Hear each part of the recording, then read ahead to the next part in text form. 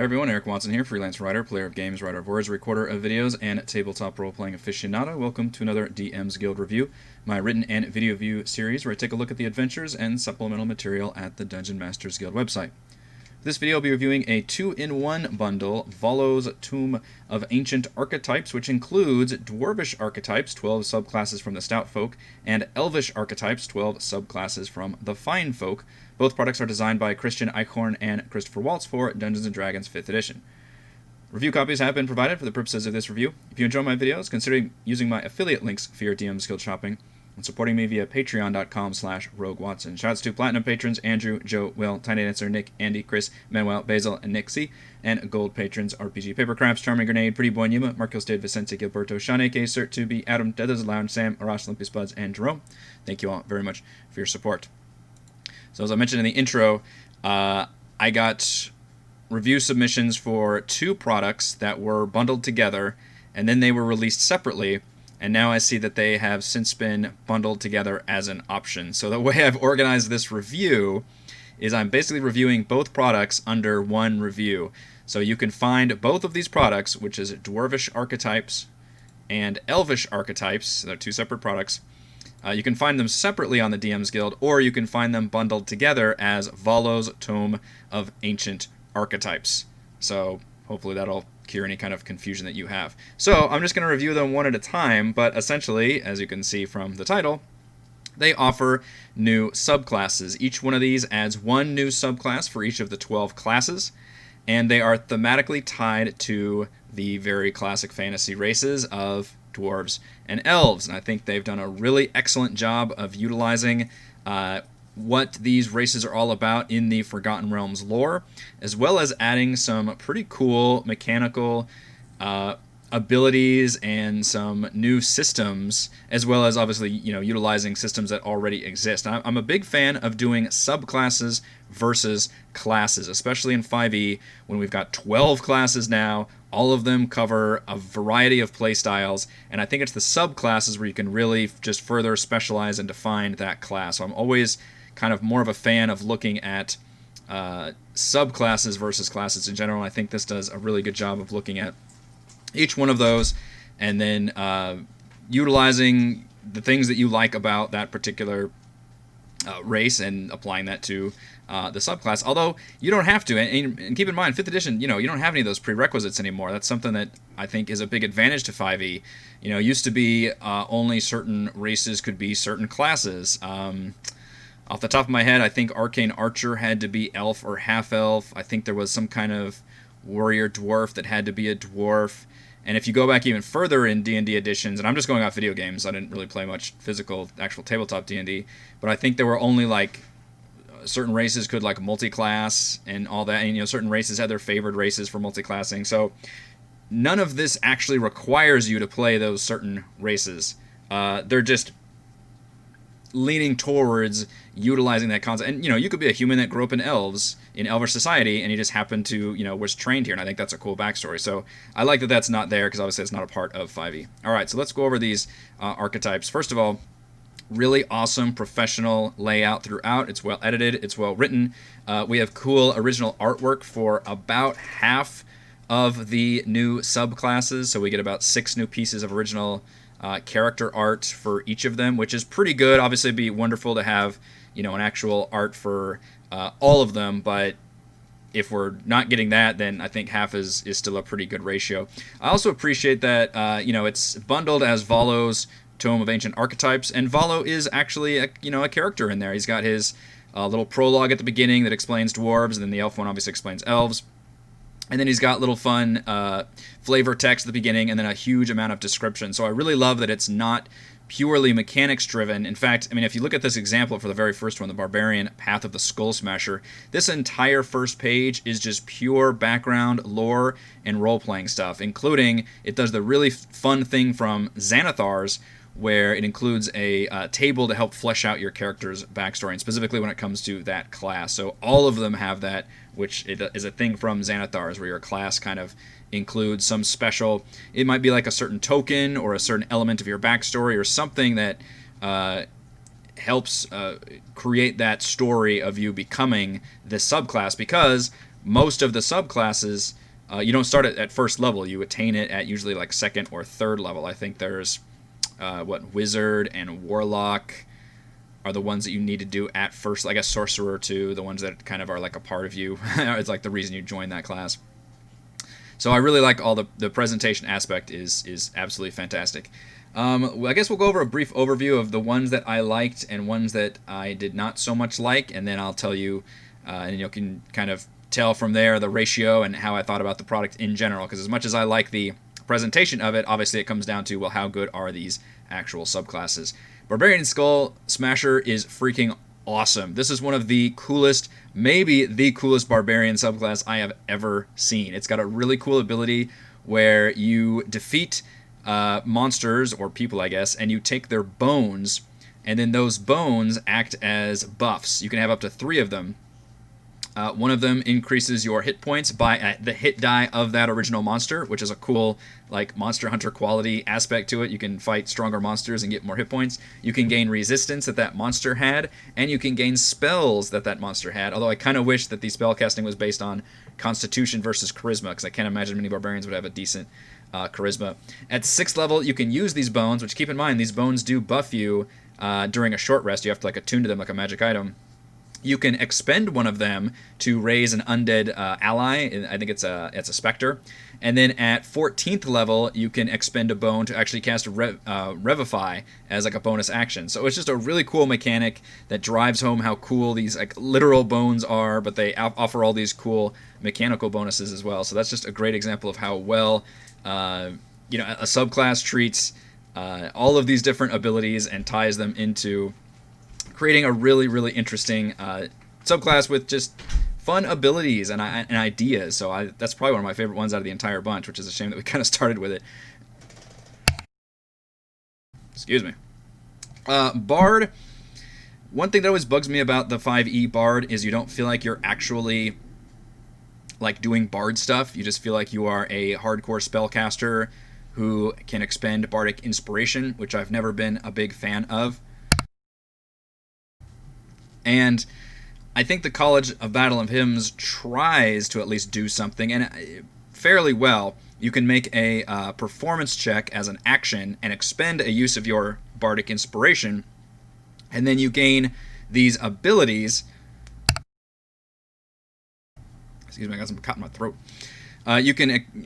You gain a pool of inspiration based on how you rolled on that performance check. So if you roll like a 15, you have 15 points, and you can expend those points to do various effects, usually using your ally's reaction or your reaction or a bonus action to do all kinds of different abilities. You can end charmed or frightened. You can gain resistance. I think you can move people around. It's a cool system, and it just kind of builds on top of that. So maybe not the most exciting use of it, but I do love the fact that, and honestly, I love any time that you're going to make the player make a check, and then depending on how they rolled, that's how well or not they can do a thing, even if it's their ingrained class ability. So I thought that was a neat way of at least trying to make the Bard more Bard-like. They also gain a bunch of Dwarven weapon and armor specialties, which seems appropriate. So the Cleric, this is one that works the exact same for not the exact same, but the Cleric and Elvish Archetypes both have this, which is a domain over essentially that race's pantheon of gods.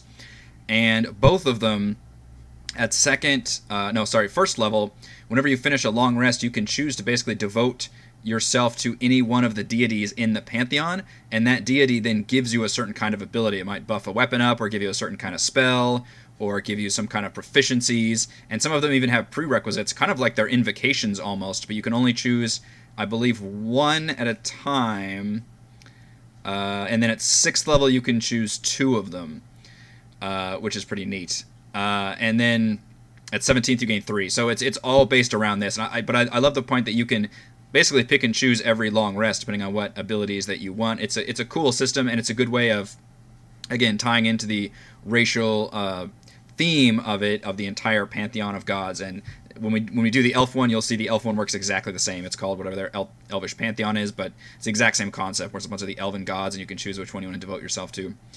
The Druid Earth Whisperer is, I literally wrote in my notes, lame. There was just nothing of note. It wasn't really interesting at all. It's kind of disappointing because you'd think a dwarf, all about being in tunnels and mountains and earth could have some cool druid stuff, but it really doesn't work that way. You've got like tremor sense, and then you can kind of do the like mold earth thing at will. Just none of this is very. You don't even gain like new spell. It's very odd. I'm just not even going to talk about it much because it's that one page. Fighter Heavy Bolter, however, is awesome because I think it's really unique to have a fighter who specializes in a heavy crossbow.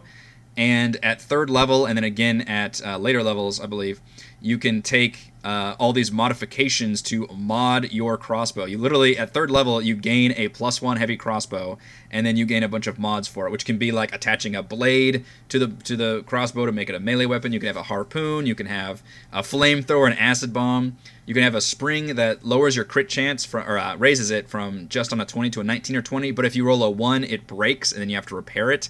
Those are all really cool systems. So I think that's a really fun idea, and I'm reminded of Varric from Dragon Age 2 and Inquisition, who was a dwarf wielding a crossbow, and I think that's a really cool concept and a really neat idea for a D&D character, and it's fun to be able to just base your character around this beloved crossbow. I assume you would have to name your crossbow. That should be required, but that's a cool idea, and I love all these different modifications you can add to it. Monk, Way of the Earthblood. This one, it does feel thematically appropriate that a dwarven monk, and again, they don't have to be dwarf, but if you grew up around dwarves or whatever, would be more in tune with the earth and stone and everything. But mechanically, it mostly is down to if you don't move, then you get all these bonuses. You like plant yourself into the ground and feel the ground or whatever, and you gain bonus to like AC and attacks and all these. The problem is the monk is all about movement. That's a big part of their build, so you kind of have to play against type, so it's a little odd there. You do get one ability at 11th level where you can Rolling Stone, where you can charge straight ahead and do extra damage. That's kind of fun. So it's hard to complain because on the one hand, I think it's thematically appropriate. On the other hand, mechanically it feels weird to hinder a lot of what the monk is all about, which is superior movement. And then it's like, well, I get a lot of my bonuses if I don't move at all on my turn. Paladin's another one where it's kind of a neat idea, but mechanically I wasn't too interested in it. Oath of the Tutor, you're literally a teacher of others, which I think is kind of fun. And it kind of goes to the fact that you are like a college professor or something. And you've got like a lot of protection abilities. It didn't seem terribly interesting. I mean, one of your abilities was you can tutor a number of humanoids equal to your charisma modifier, and then it takes like a week, and then they get bonuses to like ability checks or tool proficiencies and all that. Like, again, that's kind of a neat idea to do a teacher, but in the end of the day, D&D is a combat simulator, and a lot of these abilities just don't seem like they would come into play all that often. The Ranger Outrider gets a magical mount, which is a cool idea for a ranger. It kind of takes the Beastmaster and turns it into specifically just a mount, and then eventually that mount can do a lot of extra things. I was disappointed that you have to only choose between a goat, mastiff, or pony. I would have liked to see more exotic creatures that still didn't have, that were still scaled to the others. But what if you were from some different region? You're from a desert region or something, and a swampy region. Maybe those would have different kinds of creatures. Is there some kind of like giant beetle that had the similar stats, so it wasn't unbalanced, but I guess you could always flavor something differently, but I would have liked to see more options there. But eventually you gain the option of having... and this is another good idea, kind of like the Bard, where you have to make a check, in this case an animal handling check, and then that creates a pool from which you can then spend points to have your mount actually cast certain spells, like Invisibility or Misty Step, and then that obviously you can be on your mount and have the mount essentially do those things. So I thought that was a really cool thing. At 15th level, you can have them grow wings, so...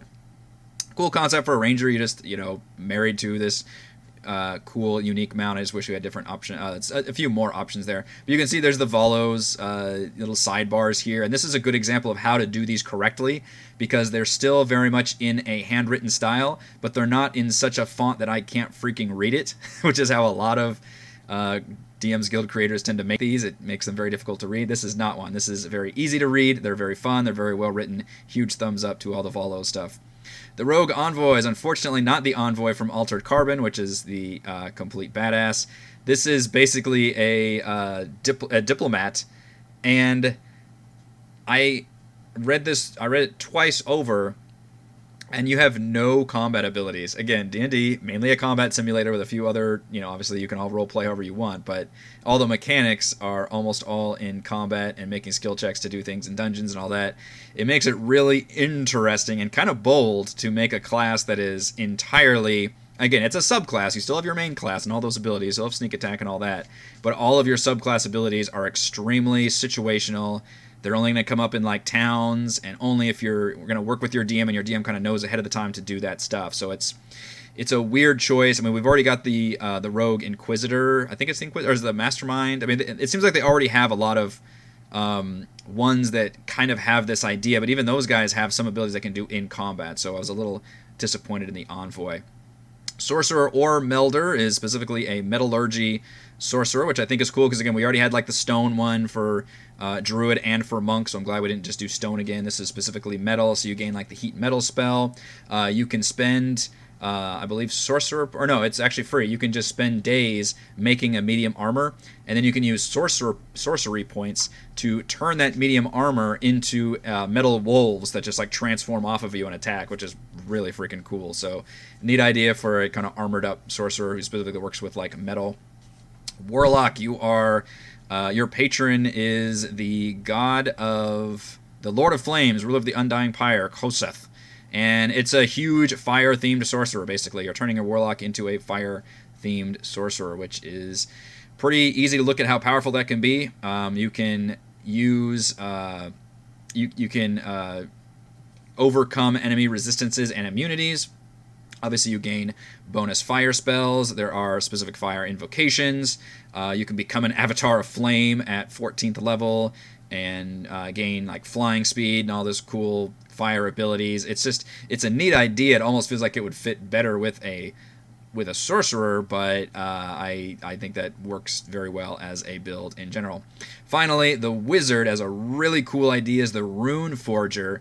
So in this one, every time you cast a spell, you gain that rune from that magic school. There's a different rune for every school of magic.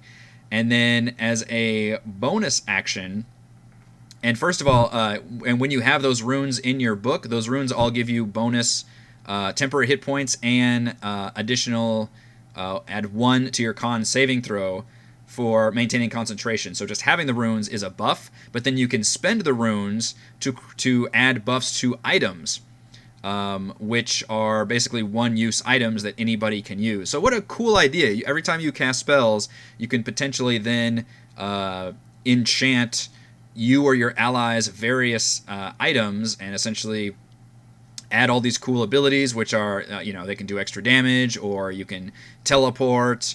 You gain 1d6 to a charisma ability check. It's a cool thing to do on top of already being a wizard full of cool stuff. I just love the idea of keeping track of, okay, I need to make sure I can cast a whole bunch of schools, so go to these various runes, which buff me up, then I can use this rune at this time to give you this item.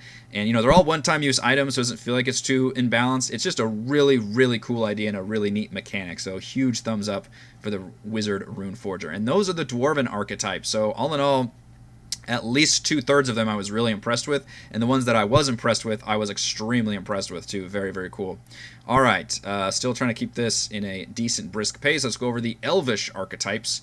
The Barbarian isn't nearly as interesting as the Dwarf. Essentially, you gain fangs and claws and become more bestial and feral, which has a cool backstory about how, Barbarians aren't all just puffy and stoic and, the high class. There's some that are just straight up bestial, which is, and again, all the same really professional layout, the same volos, the same artwork, which is really cool. All of that, these are definitely made by the exact same team. Just not quite as interesting as a Barbarian. Bard is also not as interesting as the Dwarven Bard. You basically just gain extra spells. You gain a few new enchantment spells from the wizard list. You gain a better counter charm. You gain empowering song. None of that was terribly interesting. Cleric is, as I mentioned, pretty much the same as the Dwarf. You've got access to the entire pantheon of dwarves, which I think is cool, in a good way. Of elves here, in a cool way of, again, driving home how thematically tied you are to that race. Druid is better than the Dwarven Druid.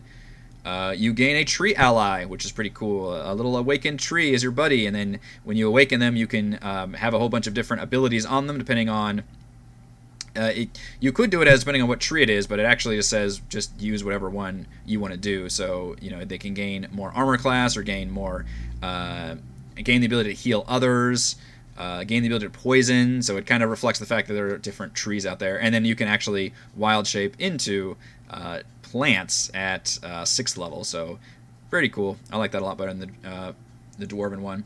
The fighter is the classic blade dancer, which I believe has been a kit in at least 2nd edition. Thinking back to my Baldur's Gate days, I don't remember if it's been... I'm sure it's been seen around since then, but it's weird that we haven't seen one in 5th edition. A very mobile attacker with spells. In this case, it's essentially an Eldritch Knight, but you have Bard spells instead of Wizard spells. And there's a little bit more about how to move around, and I do like the ability that you can make a performance check, either dexterity or charisma. Remember, that's a thing in the Dungeon Master's Guide. You can actually use whatever attribute you want with the skill.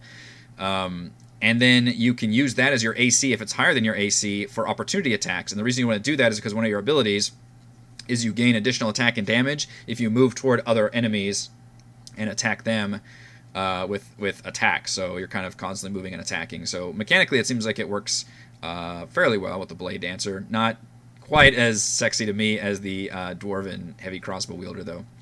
Monk of the Verdant Path. I think this one is better than the Dwarvish Monk. This one you get to make your own herbs. This is all about gardening and nature. You can make your own herbs, and you can infuse them with different spells.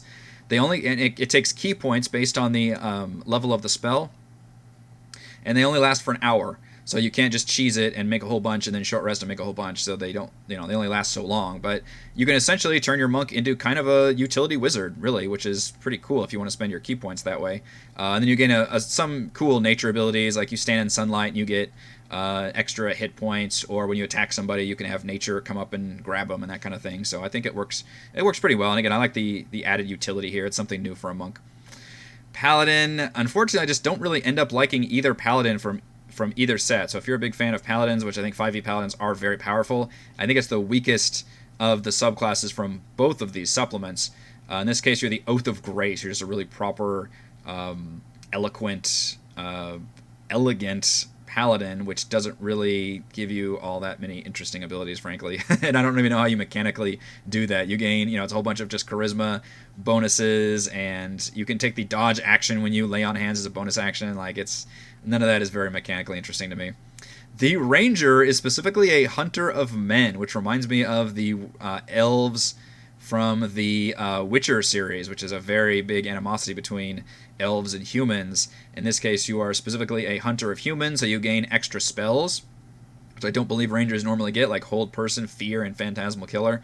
And then you gain abilities to, obviously you get humans as a favorite enemy, you can deal extra damage to them. One cool way of mechanically saying, okay, you can really sneak up on people and do like a predator move, is you gain, once per short rest, the ability to cast greater invisibility without expending a spell slot. So a free greater invisibility, but it ends at the beginning of your next turn. So it's only a 1 round greater invisibility, beginning of your next turn. So basically for 1 turn, you can do it as a bonus action, run in, attack somebody, and then you are invisible until the start of your next turn, which is a cool way of doing it. And again, you can only do it once per short rest, so I don't think it's too game breaking, but I do think that was very carefully balanced, and I do like the way that's used, and that's thematically appropriate to, somebody stalking up on prey and attacking them. You're literally invisible, so I thought that was pretty cool.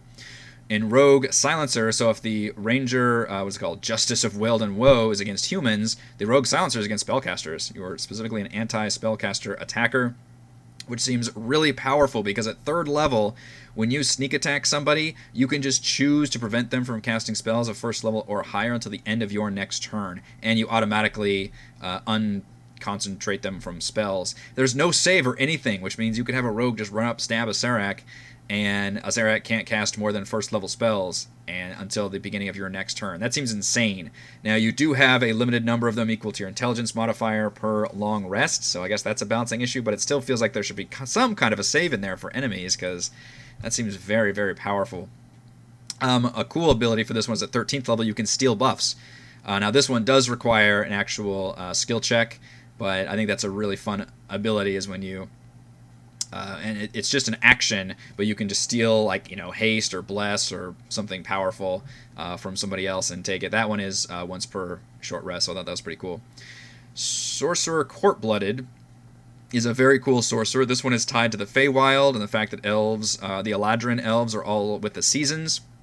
So every time you finish a long rest, kind of similar to the way the Cleric work, all these different Clerics where they can choose to devote themselves to different gods, you can choose to devote yourself to a different season, and that determines all these extra spells you get, and they're all very thematically tied to that season. So winter is a bunch of ice shit, hold person, for paralyzing winter. Summer is a whole bunch of fiery spells. I like that spring is specifically animals and growth and haste, to be the growth.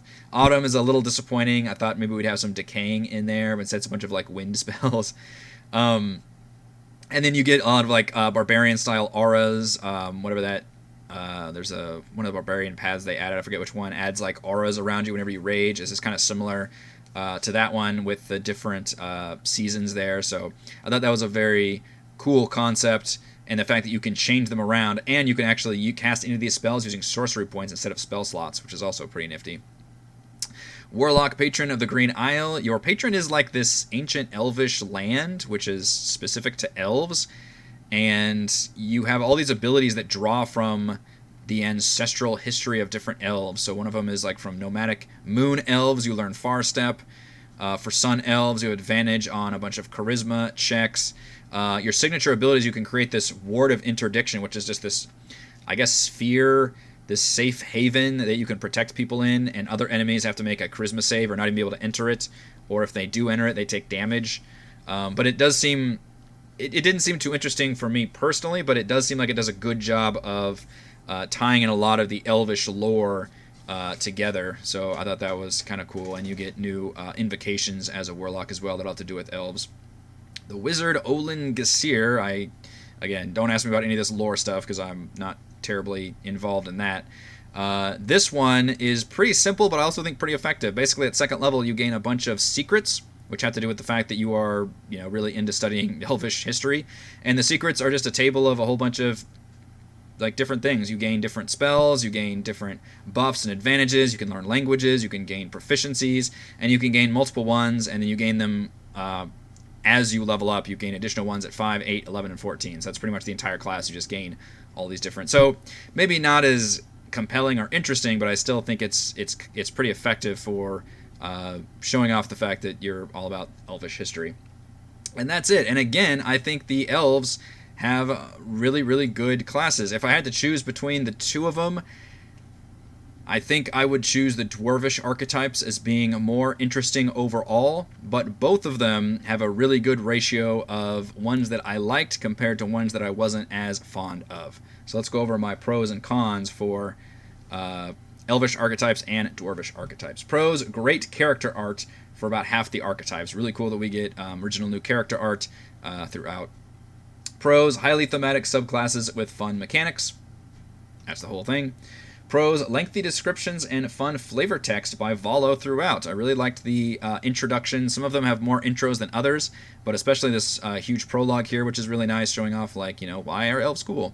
And then I really do like the added Volo stuff from the beginning, as well as those little side notes that we get rarely, but they're pretty fun. And then the other pro is lovely professional layout. It looks gorgeous, absolutely beautiful book. It doesn't try to necessarily... it does kind of look like some of the books, doesn't it? It doesn't look like the Player's Handbook with the sepia tone, but it looks more like, some of the supplemental additional books with the more kind of like white and gray look, but it all looks really, really nice. My only con is that a few of the subclasses I just didn't enjoy, which I can summarize that by saying about a third of each supplement subclasses are weak or a bit uninteresting, which, honestly, I only barely put that as a con, which is just to say that I didn't love every subclass, but the ratio here is more than enough to warrant a huge thumbs up from me. At least 2/3 from both of them, which is 24 subclasses total. So 2/3 would be, we're looking at 18 probably, 16, something like that, are amazing subclasses. That's a lot, and that's really, really good to see. So yeah, it's a con that some of them I thought were a little lame, or not interesting, but overall a really good product. Final verdict, Volo's Tome of Ancient Archetypes features some of the most interesting and thematically satisfying new subclasses with Dwarvish Archetypes and Elvish Archetypes. Thank you to everyone for watching this video review. You can see my written review at roguewatson.com. You can support my work at patreon.com/roguewatson. You can follow our own D&D adventures here on my YouTube channel. Thank you.